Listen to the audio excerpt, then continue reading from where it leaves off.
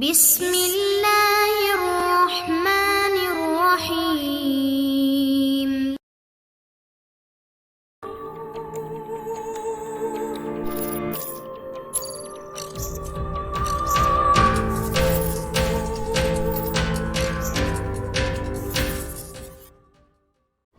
السلام علیکم دوستو، آصف نگری ناول بائے ایم اے راحت۔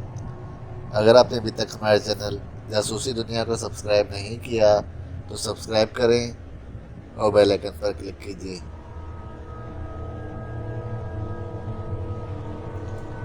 آپ ٹھیک کہہ رہی ہیں تائی جان، لیکن ایک بات بتا دیجیے، گورنی سے شادی کر کے میرے جو نسل وجود میں آئے گی اس کا کیا مقام ہوگا؟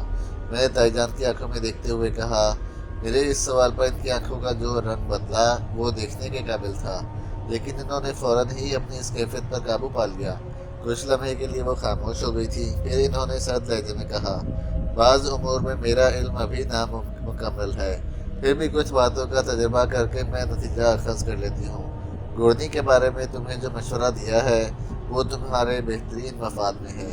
اور شام کی کیا حقیقت ہے؟ انسان کی حقیقت کیا ہوتی ہے؟ انہوں نے الٹا سوال کر ڈالا، لیکن میں ان کے سوال سے محروم نہیں ہوا۔ میں نے فوراً ہی ایک خطرناک سوال کر ڈالا، تھوڑی دیر پہلے آپ کہاں تھی؟ میرے اس سوال پر تائی جان کی بھویں تن گئیں۔ پھر انہوں نے کہا، کیا یہ سوال گستاخی پر محمول نہیں ہے؟ اس سوال کا میری زندگی سے گہرا تعلق ہے۔ صبح سے میں اپنے گھر میں ہوں۔ تائی جان، تھوڑی دیر پہلے آپ ارشان کی پراسرار کوٹھی کے تہخانے میں تھی۔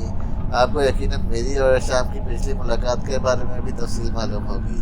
اب انہوں نے مجھے کھانا پیش کیا تھا اور اس میں لمبے لمبے کیڑے تیر رہے تھے۔ کیا تم اپنا دماغی توازن کھوتے جا رہے ہو؟ کیا فضول باتیں کرتے ہو؟ یہاں میرا ہر ملازم اس بات کی گواہی دے گا کہ میں صبح سے گھر میں موجود ہوں۔ مجھے یقین ہے کہ آپ کے سارے ملازم یہی گواہی دیں گے، لیکن ابھی تھوڑی دیر پہلے میری آپ کی ملاقات ارشان کی کوٹھی کے تہخانے میں ہوئی تھی اور آپ نے مجھے سلمان آباد والے گھر کے بارے میں تفصیل بتائی تھی۔ دادی اماں کے بارے میں بھی آپ نے کچھ بتایا تھا۔ اس کا مطلب ہے کہ میں اپنے علم میں آگے بڑھتی جا رہی ہوں اور وہ مجھ سے خوفزدہ ہو گئے ہیں۔ سنو میرے بچے، جو کچھ میں کہہ رہی ہوں اس سے غور سے سنو۔ اگر ایسی کوئی بات ہے کہ تم نے مجھے کچھ دیر پہلے کہیں اور دیکھا ہے تو میں وہ نہیں تھی۔ میں جو علم حاصل کر رہی ہوں اور جس علم میں مجھے شدید محنت کے بعد کامیابی حاصل ہوتی جا رہی ہے، کچھ پراسرار قوتیں نہیں چاہتی کہ میں اس علم کی تکمیل کر سکوں۔ وہ طرح طرح سے میرے راستے روک رہی ہیں۔ بے شک میرا کچھ تعلق ان سے ضرور ہے جو گورنی کے ہمدرد ہیں، اور انہی کی خواہش پر میں نے تم سے یہ کہا تھا کہ تم گورنی سے شادی کر لو، تمہیں فائدہ ہوگا۔ لیکن جو کچھ ہو رہا ہے وہ غیر مناسب ہے اور تم نقصان اٹھانے کی کیفیت میں ہو۔ تائی جان، آپ جو میری پشت پر ہیں، ویسے میں سچ کہہ رہا ہوں۔ میں تو خیر ایک انتہائی ناتجربہ کار لڑکا ہوں۔ آپ کو میرا کیا مقابلہ؟ آپ بہت ذہین ہیں۔ آپ نے جو یہ دوہرا روپ اختیار کیا ہے وہ بے مثال حیثیت کا حامل ہے۔ آپ ایک طرف مجھے حلیہ بدل کر مشورے دیتی ہیں اور دوسری طرف اپنے آپ کو اس کردار سے غیر متعلق ثابت کر دیتی ہیں۔ یہی اس دن بھی آپ کی کوٹھی میں ہوا تھا۔ مگر تائی جان، اتفاق کی بات ہے کہ میں بھی بڑا ضدی ہوں۔ میں کسی چیز سے خوفزدہ نہیں ہوتا۔ میں آپ کو منظر عام پر لے آؤں گا۔ تائی جان، میں آپ سے رہنمائی چاہتا تھا، ایک اچھی رہنمائی، لیکن میں کیا کروں؟ آپ کسی ایک بات پر ٹکتی ہی نہیں ہیں۔ ضرورت سے زیادہ بدتمیزی کر رہے ہو۔ جاؤ، اپنے آپ کو بچا کر یہاں سے نکل جاؤ۔ میں بہت کوشش کر رہی تھی کہ تمہیں اس گھوسٹ ہاؤس سے نکال لوں اور اس گھر کی نحوست ختم ہو، لیکن تم نہیں مان رہے۔ تم طلسم کا شکار ہو، ایک غلط طلسم کا، اور میری پیش گوئی ہے کہ تم شدید نقصان اٹھاؤ گے۔ آپ کے ہوتے ہوئے بھی، میں نے مسکرا کر کہا، چرب زبان مت بنو، مجھے مجبور مت کرو کہ میں تمہیں نقصان پہنچانے پر اتر آؤں۔ آپ نے تو کوئی کسر نہیں چھوڑی ہے تائی جان، لیکن بہرحال دیکھتے ہیں کہ وقت کیا فیصلہ کرتا ہے۔ ویسے آپ کا پروگرام اچھا ہے۔ آپ روح بدل کر مجھے ساری حقیقتوں سے آگاہ کرتی ہیں اور پیشکش کرتی ہیں کہ میں آپ کے حلقے میں شامل ہو جاؤں جو خراتون کی سرکردگی میں کام کر رہا ہے۔ لیکن تائی جان، اب میں کھل کر گیتی آرا بیگم سے یہ فرمائش کروں گا کہ مجھے حاجی صاحب کے حلقے میں شامل کر لیں۔ تباہ ہو جاؤ گے، برباد ہو جاؤ گے، کچھ نہیں بچے گا تمہارے پاس۔ میں تمہیں ایک بار پھر آگاہ کرتی ہوں، کیونکہ تائی جان نے جملہ ادھورا چھوڑ دیا۔ میں ہنستا ہوا واپس پلٹنے لگا۔ پھر میں نے کہا اس تعویذ کا احترام میرے سراخوں پر ہے، ورنہ میں ابھی اسے اپنے گلے سے اتار کر آپ کے گلے میں ڈال دیتا اور آپ کو لطف ہی آ جاتا۔ کیا خیال ہے ایسا کر کے دیکھوں؟ میں نے تعویذ کی طرف ہاتھ بڑھایا تو تائی جان غصے سے اٹھ کھڑی ہوئی۔ نکل جاؤ مردود، اور آج کے بعد میری کوٹھی کے گیٹ کے اندر قدم رکھا تو میں تمہیں خاکستر کر دوں گی، نکل جاؤ۔ تائی جان حلق پھاڑ کر چیخی اور میں چیختا ہوا وہاں سے نکل آیا۔ باہر نکل کر میں نے مرشد کے لیے دعائے مغفرت کی جو میری بھرپور حفاظت کر رہے تھے۔ میرے اندر ایک مستی سی پیدا ہو چلی تھی، جو کچھ ہو رہا تھا وہ بہت ہی دلچسپ تھا اور مجھے اب اس میں مزہ آنے لگا تھا۔ صرف اتنی سی بات تھی کہ میری بہن اور میری ماں کو کوئی نقصان نہیں پہنچنا چاہیے، اور اس کے لیے مجھے مرشد سے ہی مدد مانگنی تھی، کیونکہ ان کا دیا ہوا تعویذ میرے لیے اکسیر ثابت ہو رہا تھا۔ ان ساری باتوں کو میں نے پہلے بھی گھر والوں سے مخفی رکھا تھا۔ آج بھی واپس آنے کے بعد میں نے کوئی خاص تذکرہ ان سے نہیں کیا۔ ذاتی معاملات اگر ذات تک ہی رہیں تو اچھا رہتا ہے۔ گھر کی صورتحال کافی بہتر تھی۔ پھر ایک دو دن اور گزر گئے اور کوئی خاص بات نہ ہوئی، لیکن تیسرے دن ظاہر صاحب نے کہا، صاحب وکیل سردار علی بیگ ہمارے ساتھ ایک میٹنگ کرنا چاہتے ہیں، اس کے لیے جگہ متعین کر لو۔ ویسے انہوں نے اپنے آفس کی پیشکش کی ہے، جہاں تمہیں بھابھی افشاں بیگم اور سرفراز احمد کو پیش ہونا ہے۔ کب؟ میں نے سوال کیا۔ تم سے وقت لے کر میں سردار علی بیگ سے بات فائنل کر دوں گا، آپ طے کر لیجئے۔ پھر آج دوپہر کو 2 بجے کے بعد تم میرے پاس پہنچ جاؤ۔ بھابھی افشاں کو بھی ساتھ لے لینا، زیادہ بہتر رہے گا۔ سرفراز صاحب سے کہہ دیا ہے آپ نے؟ ہاں، انہوں نے یہی کہا ہے کہ جب صاحب وقت نکال سکیں۔ ٹھیک ہے، میں 1:45 بجے آپ کے پاس پہنچ جاؤں گا۔ میں اپنے آفس میں نیچے ہی انتظار کروں گا، ظاہر صاحب نے کہا۔ ماما کو مختصر طور پر میں نے اس بارے میں بتایا تو ماما نے بھی سرد لہجے میں کہا، وہ کمینہ بھی آ رہا ہے جس نے بحرین سے آنے کے بعد ہمیں بالکل ہی نظر انداز کر دیا ہے۔ جی ماما، سرفراز بھائی بھی آ رہے ہیں، لیکن ایک درخواست کروں گا میں آپ سے، وہ یہ کہ آپ پوری سنجیدگی کے ساتھ اس میٹنگ میں شریک ہوں گی۔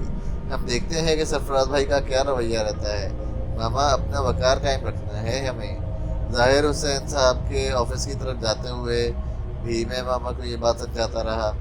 ظاہر حسین وعدے کے مطابق ہمیں اپنے دفتر سے باہر ہی مل گئے اور ہم نے انہیں اپنے ساتھ کار میں بٹھا لیا۔ تھوڑی دیر کے بعد وکیل سردار علی بیگ کے شاندار آفس پہنچ گئے۔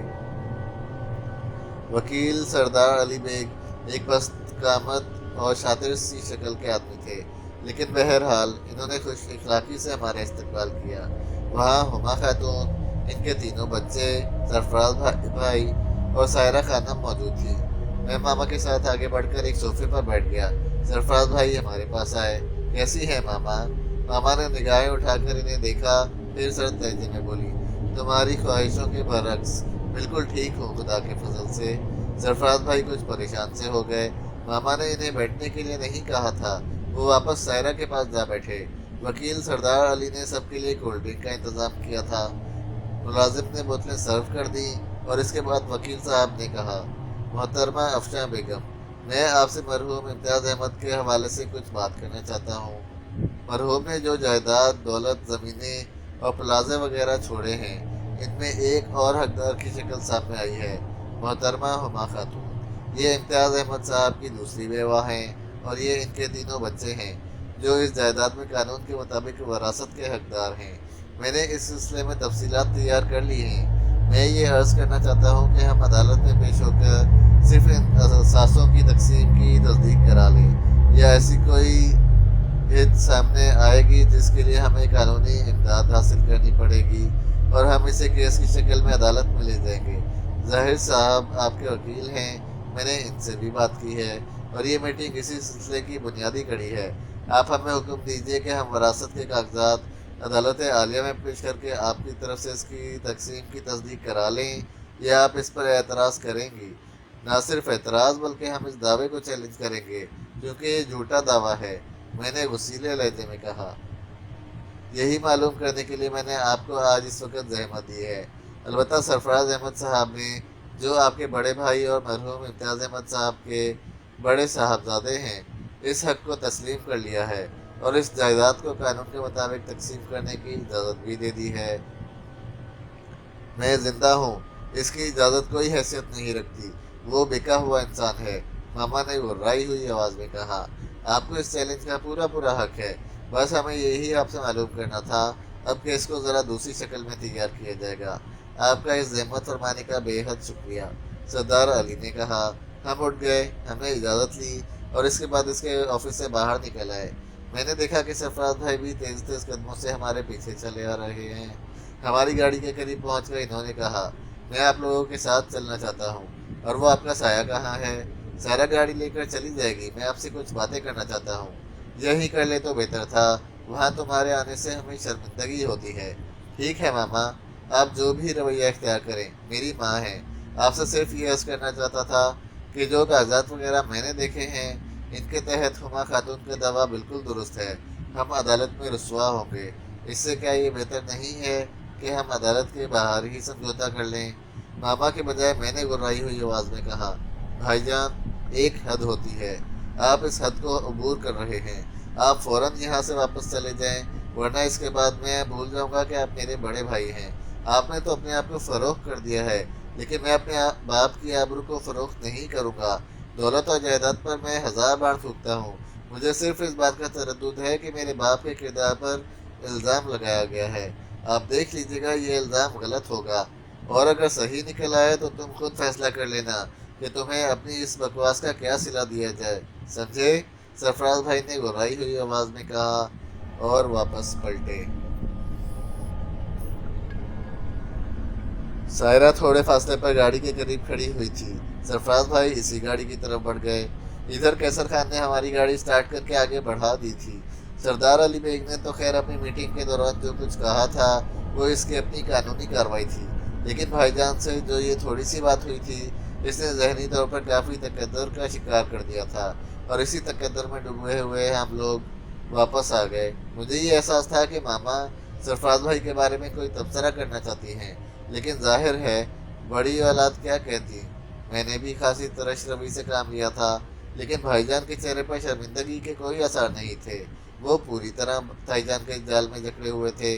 कितनी ही बार मामा से मैं पहले भी कह चुका था, और इस वक्त भी घर आकर इन्हें तसल्ली देते हुए कहा कि मामा, आप बेफिक्र रहें, हम लोग कोशिश करेंगे और भाईजान को इस जाल से निकाल लेंगे। दानिया हम दोनों की शक्ल देख रही थी, लेकिन इसने इस बारे में कोई सवाल नहीं किया। रात के खाने से फरागत हासिल करने के बाद मामा ने ताया अबू से कहा, मुमताज़ भाई, आपसे कुछ बात करनी है। हाँ अफशा भाभी, बोलें। जायदाद के मसले में जो कुछ भी हो रहा है, सच्ची बात तो ये है मुमताज़ भाई कि हम ये तवक्का लेकर यहाँ नहीं आए थे कि हमें कोई इतनी बड़ी जायदाद मिलेगी। इम्तियाज़ अहमद ने ये सब न जाने कैसी कैसी मुश्किलात से गुजर कर किया होगा। मैं जायदाद और दौलत पर थूकती हूँ। अल्लाह मेरे बच्चों को सलामत रखे, इससे ज़्यादा मुझे और कुछ नहीं चाहिए। जो कुछ मरहूम इम्तियाज़ अहमद छोड़ कर गए थे, हम तो इसी में गुजारा कर लेते, लेकिन अब जो कुछ सब सामने आया है वो बड़ा गलत हो रहा है। वकील साहब ने आज हमारी हुमा खातून के बारे में तफसीलात बताई हैं। बाकी सारी बातें अपनी जगह हैं, लेकिन ये बात बड़ी मुश्किल है कि इम्तियाज़ अहमद की ये कमज़ोरी तस्लीम कर लें।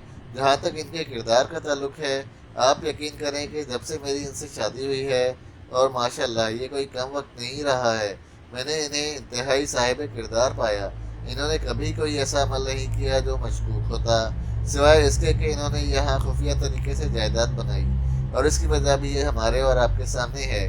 ताहिरा खानम ने किसी को अपने आप से आगे नहीं देखना चाहती। ये आप बिल्कुल ठीक कह रही हैं अफशा बेगम, ताया अब्बू ने तायद की।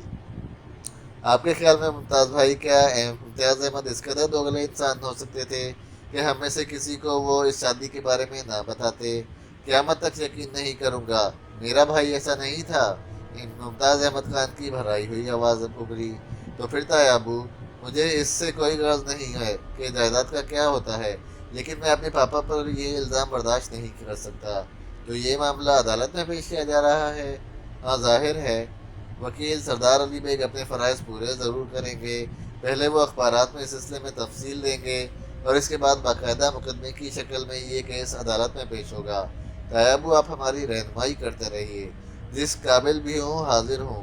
मैंने कभी तुम्हारी किसी ख्वाहिश से इनहराफ नहीं किया। ताया अबू ने जवाब दिया। ये बात ज़रा इत्मीनान बख्श हो गई थी। इसके बाद 2 दिन गुजरे और तीसरे दिन के अखबारात खुद ताया अबू ही लेकर आए थे। अच्छी खासी कोशिश की गई थी, बड़ी तफसील से ये कहानी छापी गई थी। اور ساری باتیں ہما خاتون کے حق میں لکھی گئی تھی۔ ہم نے یہ تفصیل پڑھی، دانیہ کی آنکھوں میں آنسو آ گئے۔ کتنا کیچڑ اچھال رہے ہیں یہ لوگ میرے پاپا پر۔ دانیہ کی آواز ابھری تو تایا ابو نے اسے سنبھالا۔ نہیں بیٹے، کیسی باتیں کر رہی ہیں آپ؟ دنیا ہر بڑے آدمی کے لیے اس طرح کی کہانیاں گھڑتی ہے، لیکن بہرحال اللہ تعالیٰ ہماری مدد کرے گا، ہمیں اس کی مدافعت کرنا ہوگی۔ مقدمات تو عدالت میں چلتے ہیں، کوئی ایسی پریشانی کی بات نہیں ہے۔ دن کو کوئی 12:30 بجے کے قریب نادر خان کا فون آیا۔ نادر خان بڑے خوشگوار موڈ میں تھا، کہنے لگا، مبارک ہو، آپ واقعی بہت بڑے لوگ بن گئے ہو شہاب صاحب۔ نادر خان کو اب ساری تفصیل تو پتہ چل گئی ہوگی۔ آپ یقین کریں، آپ سے ملنے کو بہت دل چاہ رہا تھا۔ اگر آپ مجھے فون نہ کرتے تو میں خود آپ کو فون کرتا۔ میرا خیال ہے کہ جلد ہی یہ کیس عدالت میں پیش کر دیا جائے گا۔ جیسے ہی آپ کو سمن ملے آپ مجھے اطلاع دیں، اور بے فکر رہیں، میں اپنا کام کر رہا ہوں۔ میں نے اپنے کام میں کوئی کوتاہی نہیں برتی ہے، مجھے پتہ ہے، اور آپ بے فکر رہیں، انشاءاللہ دودھ کا دودھ اور پانی کا پانی ہوگا۔ نادر خان سے گفتگو کر کے مجھے خاصی تسلی ہوئی تھی۔ بہرحال وہی ہوا، جلد ہی ہمیں عدالت سے سمن موصول ہو گیا۔